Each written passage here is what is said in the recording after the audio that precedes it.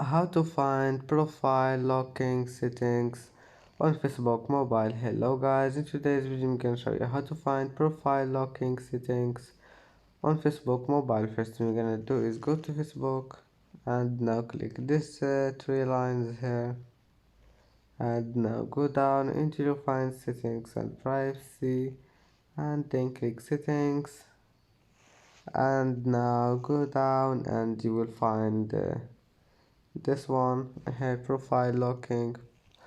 Just click on it and then you can manage anything you want, and just click lock your profile if you want to lock your profile. And that's how to find profile locking settings on Facebook mobile. And that's it for today's video. If you like this video, please don't forget like and don't forget subscribe, and see you in the next video.